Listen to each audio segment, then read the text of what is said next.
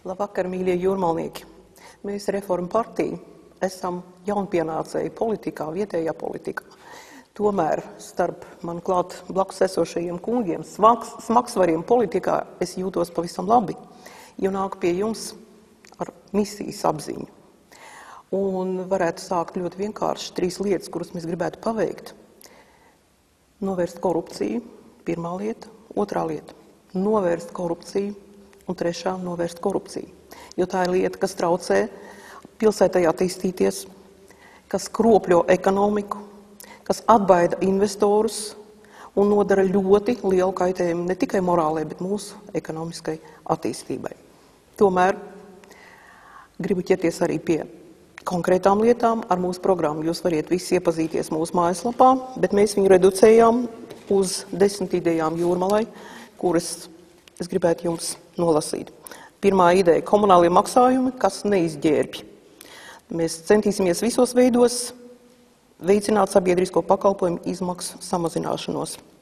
Otra ideja ir pašvaldība brīva no korupcijas, ko es jau minēju, jo mūsu pilsētas pārvaldē nav vietas šeftmaņiem. Svarīgos amatos mēs gribētu ievēlēt cilvēkus tikai atklāt konkursu kārtībā.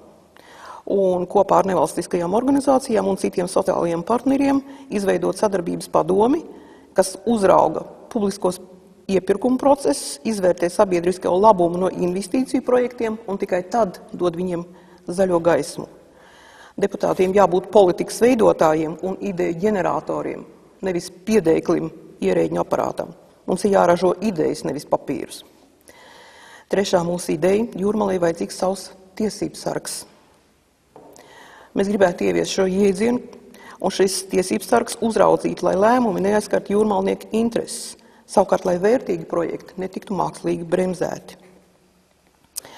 Mēs, protams, iestātos arī par to, lai pie personiskās atbildības tiktu saukti vainīgie pret tiesisku lēmumu pieņemšanā, un sabiedrībai nodarītais kaitējums tiktu atlīdzināts. Līdz šim tas netika darīts. 4. punkts – jūrmalniekam jābūt lēmumu patiesām labuma guvējam, jo visiem lēmumiem jākalpo pilsētnieku, nevis atsevišķu grupējumu interesēs. 5. punkts – visu uzmanību mēs gribētu veltīt investīciju piesaistei, jo mums ir jāmaina attīstības vektors no daudz dzīvokļu namu celtniecības uz kurorta un sabiedrisko objektu attīstību un uzņēmējdarbību veicināšanu. 6. Mēs iestājamies par līdzsvarotu attīstību visiem rajoniem, jo nevar būt tā, ka ir centrs un ir atpalikušas nomalas. Paldies! Tikai cauri.